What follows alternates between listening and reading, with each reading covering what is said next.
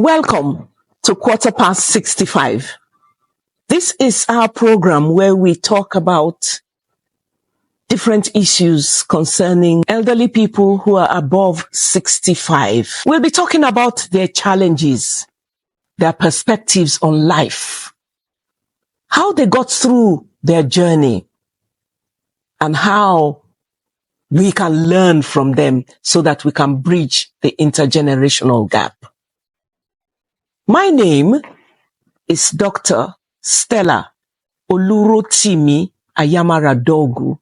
I'm your host. Today, we're having a special program. Special because we're going to talk to one of those women that we call Niger Wives. I'm talking about Lady Patricia Uddoh, who was born and raised in Jamaica. But love found her. Cupid fired his arrows. And when she went to study, she met Mr. John Uddoh. And they got married. And she's been in Nigeria since 1960. Yes. She was in Port Harcourt. She lived in Jos. Yes. In Kano. She lived all over. Yes. She trained as a nurse, but she taught for so many years in Benin. She's a sports enthusiast. She was two-time captain of the Benin Golf Club. She was here during Festac 77, and she managed the swimming events. Well, let me not talk so much about her. She's here sitting right beside me. You're welcome to Quarterpast 65. Thank you. The first thing that I want to ask you, what was it like growing up in Kingston, Jamaica? It was fantastic because I'm from a very large family. We are 10, and I was the 7th. Wow. And for many years, I was the youngest daughter. So you can see I was spoiled by all my sisters that came before me, 5 of them. Okay. And I had 4 boys after me. So, very spoiled, but not by my mother, because they said I looked like her. And so she had to give me all the meetings to make others realize that she didn't love me any more than them. When you were in Jamaica, how did you think about those who were elderly, people who were 70s, 80s, 90s? Were they respected? So we would never show any disrespect to my mother, and if you couldn't do that to your mother, then you wouldn't do it to anybody else. Mm-hmm. What about other older people around? I had a very happy life and grew up in a very good society. We were not rich, but we were middle class. So we had very much everything we had and we need. And we made the best of it all, realizing that it was not just ours, it was a blessing, and we had to use it well. We loved elderly people. We respected them. You know, when I came here, I saw people kneeling, laying on, prostrating, yes, and kneeling. Well, we didn't do that at home, but we would genuflect, and we would give a good smile and our hand in respect. We grew up respecting our elders. If you do it, it's natural to you. But my first experience of it, I wasn't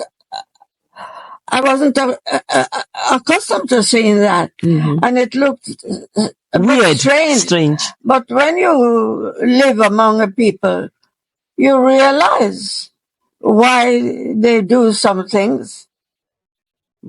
It's a matter of respect. We would say we only respect for God, kneel down for God.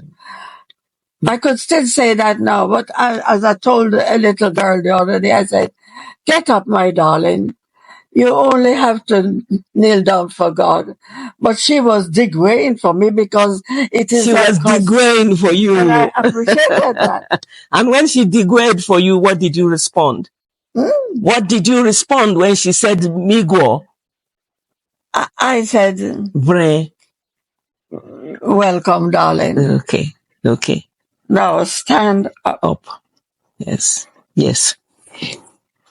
In growing up, did you ever think that you would find love and come so many thousands of miles away from Jamaica to Nigeria? No, it's not something you think about. It's something that comes upon you. I mean, I was in Scotland. Yes. And there I met my husband. He was an engineering student and I was a nurse. And it came natural. He was different to all the others I knew. We were members of the British Council. That's an association started for foreigners to get to meet each other and, feel at home. So I was a member of the British Council. John became a member of the British Council because he got to know about it, and I suppose I was there. Were there any cultural shocks? How did you deal? I can't say were there any. How did you deal with the cultural shocks that you experienced? Say it again. How did I deal? How did you deal with the cultural shock of coming to Nigeria and marrying a Nigerian man? You know, I have been very lucky in my life because I got married into a very good family. And when I came to Nigeria, I came with an open heart. And people were so kind and loving. I didn't have any fears. It's true, I'm telling you. Because I found people, as they were in Jamaica, they are kind and loving and welcome to strangers and want to make you feel at home. And I got a lot of that. My mother-in-law and father-in-law were fantastic people. Not many people would share, not many people would say that about interracial marriage. What is the advice that you can give to younger people who want to marry outside of their own environments, outside of their own? I would tell anybody, first thing, if you love each other, love is caring, love is affectionate, love is everything that is good. And if you love somebody, you want to keep that person happy. And you can't just love somebody and you don't respect and love the other members of the family. No. You want to be one of them? Then you better be one of them. To tell you the truth, because maybe I was from a large family, I found no difficulty in living in this country. After all, I lived in England for many years before I came to Nigeria. And if you could live with those, you can live with anybody. Many of True. those people are hypocrites. They will smile at you and they're not smiling. And we But could call black them. people know how to smile and how to make it felt. I'm sorry, I don't have much to say, but it's the truth. You were very fortunate. You were married for more than 60 years. Yes. When I was 21, I was engaged to my husband. Yes. But my mother said, he's too young. Then I told her, I will give you 1 year. And I waited until I was 22. And I said, she said, yes, you want to get married? Please do. I have seen him and I think he's going to be a good husband for you. You were married for 60 years. How can you trace that future? How was your relationship for 60 years of married life? I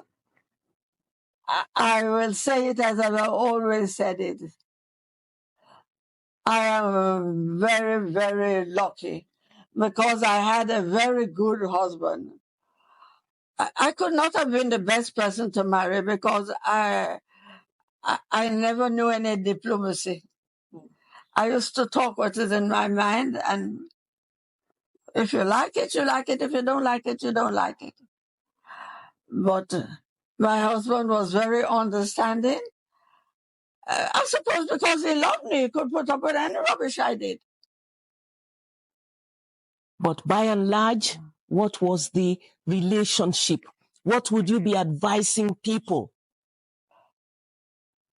for longevity in marriage, for how to keep marriage together? First of all, you should not go into a marriage if you are not really and truly in love with the person. Because no two people are the same.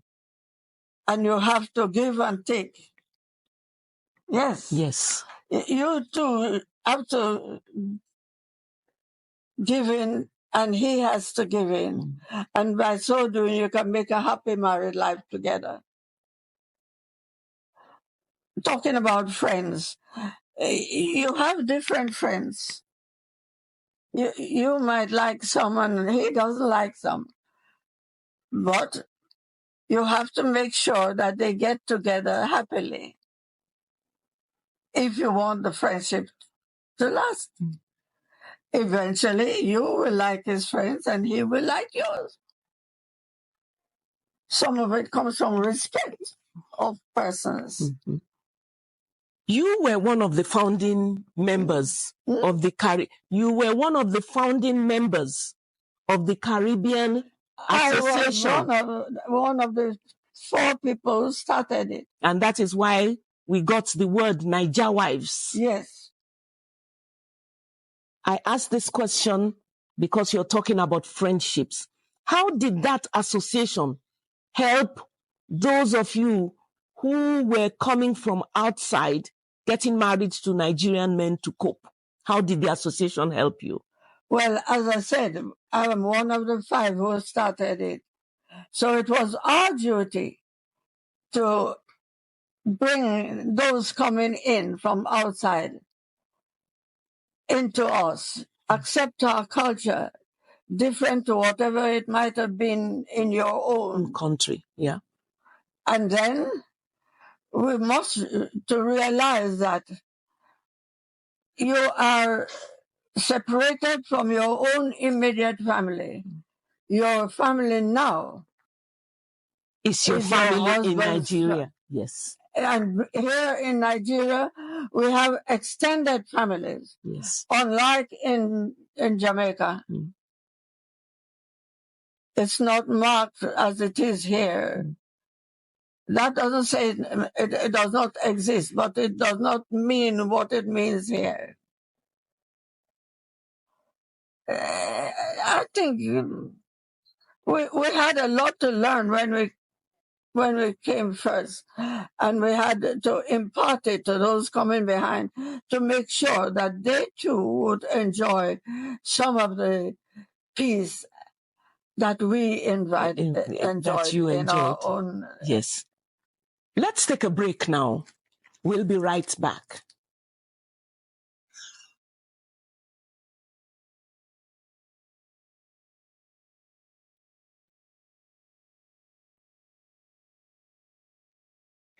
Welcome back. We've been talking to Lady Patricia Uddoh. Getting older.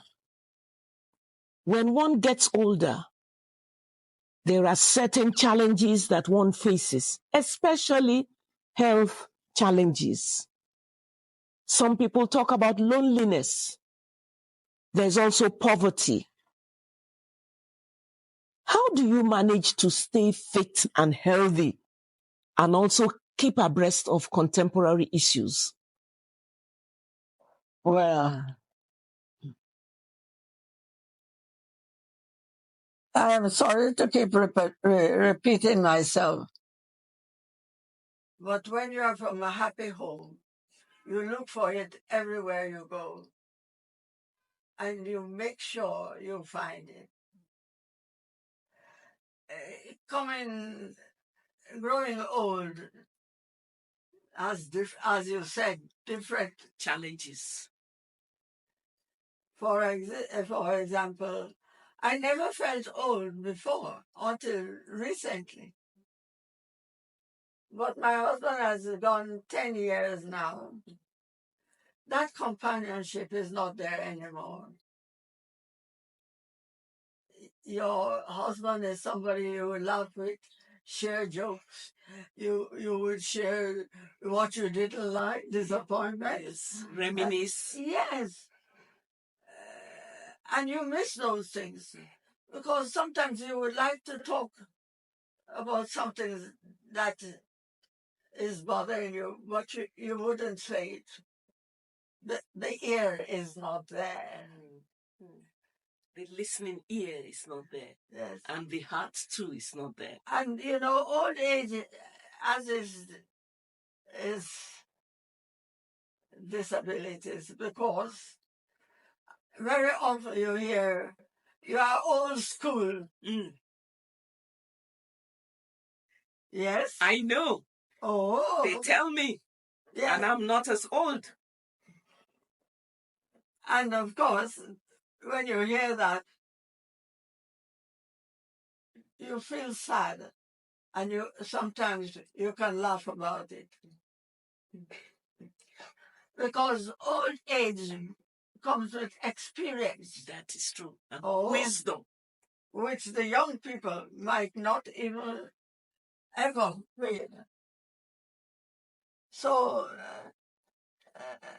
but I have been very active in my life, so changing from one state to another has not been too difficult.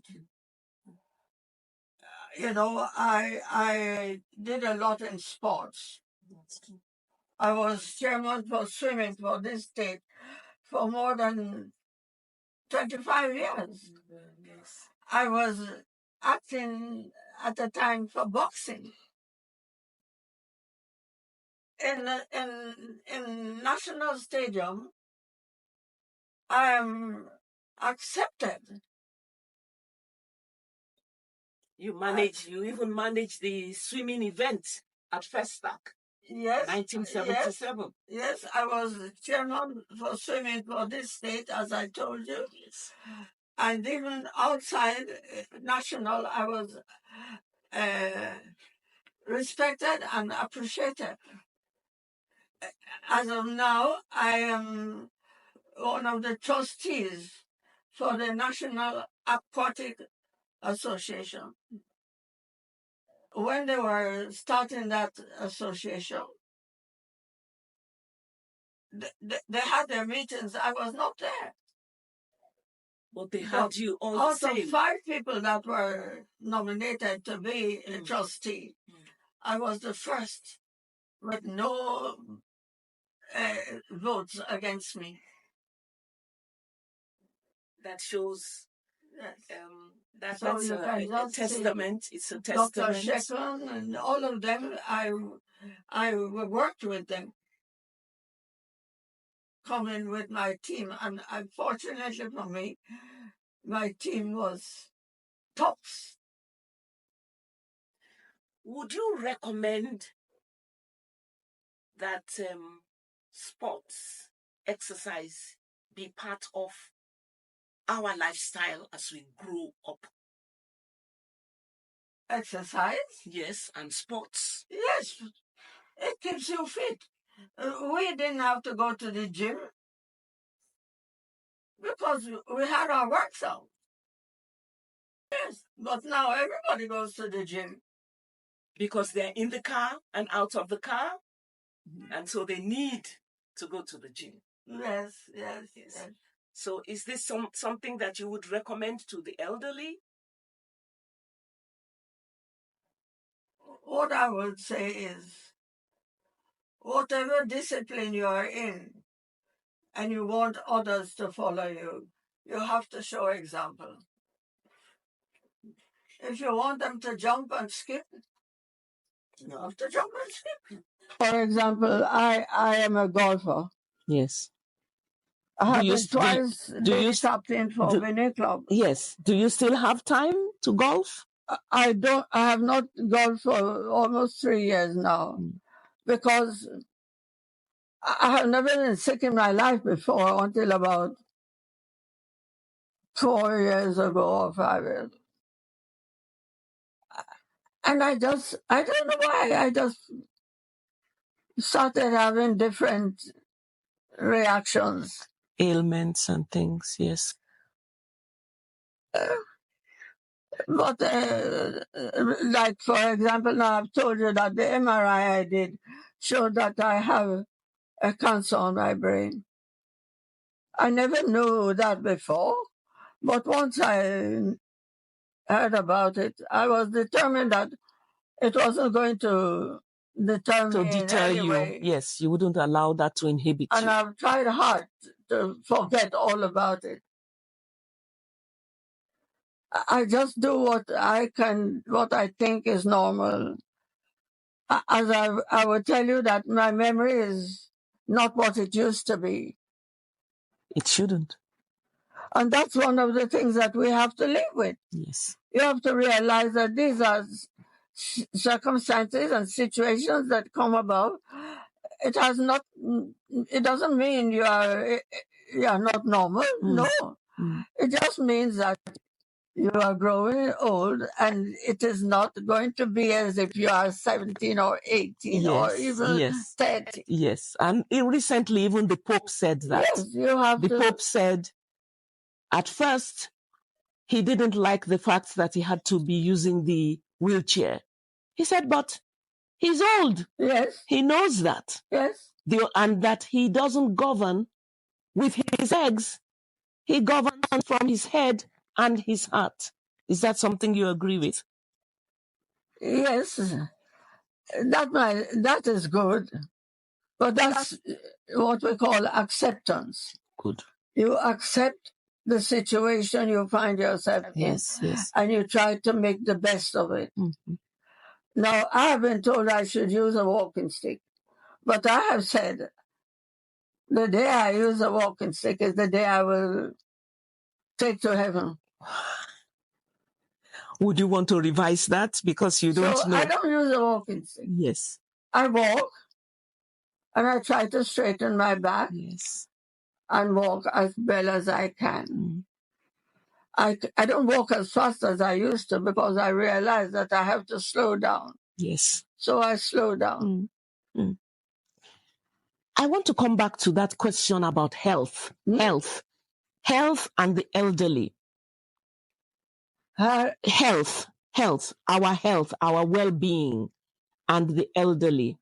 Well, sicknesses and the elderly. You know, if you give it to sickness, it will take you down. But if you fight against it, you can do that. And I don't want to praise myself, but I think I have tried. You definitely have. People have to At almost accept their, almost 90, yes, you definitely have. and try to make others understand when they feel a bit surprised that you are not what you used to be. Do as much as you can that you used to do. Acceptance in with what you are and who you are is the great thing. You cannot be what you cannot be. Yes. The elderly people should try to understand the young people. Accept them for what they are. And just guide, as you would I want them to accept you for what you are. But you should be willing to guide them too. Guide them with Yes. your wisdom. Yes. That's why we are elderly. Because we have lived long and we've seen a lot and done a lot. You know, I have done so much. I am a tennis player. I know. You were a doubles tennis champion. There are so many things I've done in my life, including caring for the less fortunate in children homes. You know, going to a home where it's a home for children, and you take a little ball or a biscuit or something, and you The ability to share and make them feel happy. You know, even you can make a meal and take it and share it with them. It might be what they are accustomed to, but it's also different because it's coming from you. That is true. That is very true. You have to make others happy. Yes. If you are happy, you want to show happiness and spread it. I'm sorry, I'm not very good at this. No, you're wonderful. Let me ask you about spirituality. I was amazed and very grateful about the grace that you have. You spend so many hours a day with personal devotion, and you still don't miss 12 noon mass. No, I can't. You can't. So how do you think that the elderly can utilize spirituality to extend their longevity? Well, I tell you something. I know that my going to Mass every day has effect on others because they look out for me. And the day I'm not there, they said, where were you? Where were you? They can't be asking that if they didn't care. Yes. You know? Yes. And then I'm not to talk of myself, but, you know, I try to present myself properly in the presence of the Lord. Because you are going to God's house, you don't have to go as if you are going to the market. No. Or like you're going to the nightclub. I say I'm coming from church. Yes. You dress as nice as if you are going to the governor's house. Who is the governor? God is above all. And if you live your life for Him, you will not want anything. And since I have been young, I was 13 years of age when they brought the statue of Our Lady of Lourdes to Jamaica. I was one of those who signed up to say the rosary every day. And do you still say your rosary every day? My name went down on the parchment paper that was left in the place made for it in the statue at 13 years ago. But that is because my mother, my parents, but my mother, because my father was a marine engineer and he worked away in America with Boschon Oceanic It's an American company. So he was not always there. But my mother was a staunch Christian. And that left an impact on you. Everybody loved my mother, and we didn't love her because she was too hard on us. You felt she was strict. Always beating us. Because she wanted us to be the best children. How could we be the best children? That was too much for us. Then, but today you think about it differently. I appreciate it now. Yes. Yes. As an adult, I am ever grateful to her every day for whatever I've become is what she has put into me. How important is the role of the mother in the home? It's not easy and it's not hard, because you have to realize your children are now adults and they have their own way of life. You have lived your own, they have to live theirs. You have to be ready to compromise, not just for your children, but those who are also associated with them. It's all a matter of extending love, understanding to each other. Yes. What's your favorite food? What do you like to eat that you can eat almost every day? My favorite food, a good, well-seasoned portion of chicken, a nice slice of pork, not the fatty part. Yes. Part. Yes. I like all foods. I eat all things, even okra soup. You love it? Of course, you have okra. We have okra here, and you have yes. We have okra in Jamaica. We don't let the okra draw. Okay. We put it in a stew and we take it out before it's soft and then eat it like that. And we eat it. Yes.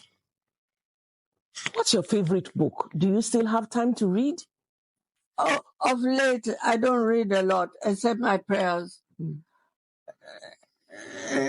could see I'm moving my prayer book. Yes. Because every morning, immediately I finish my rosaries,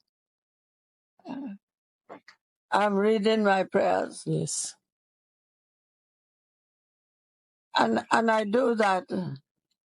I used to read a lot of novels and things when I was young. But with age, even your sight is not as good. So even though you use the glasses, at times the prints are so small.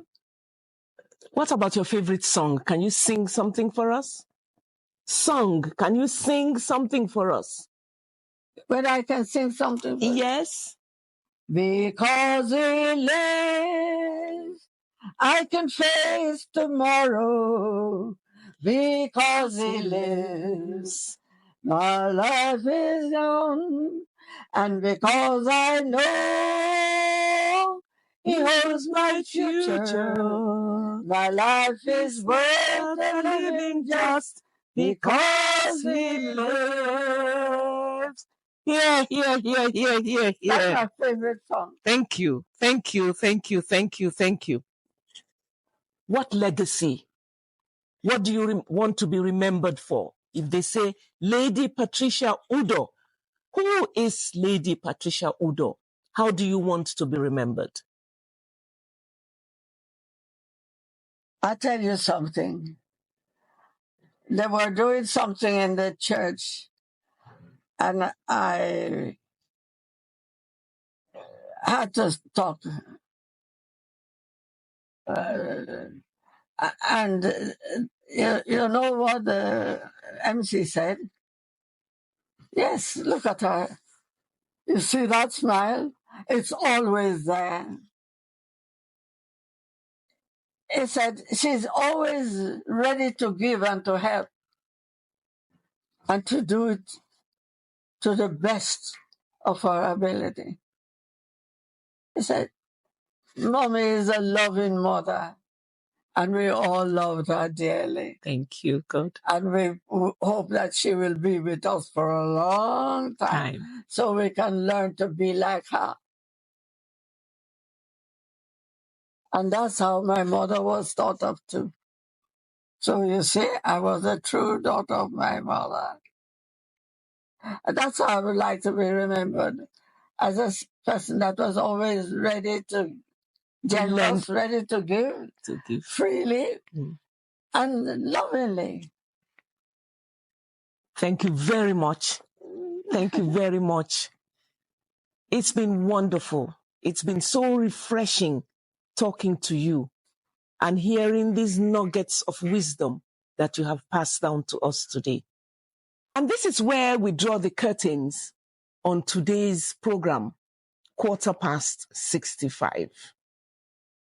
Please join us on our social media handles, Facebook, YouTube, Instagram.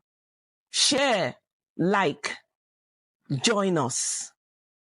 Until we come your way again, it's bye for now.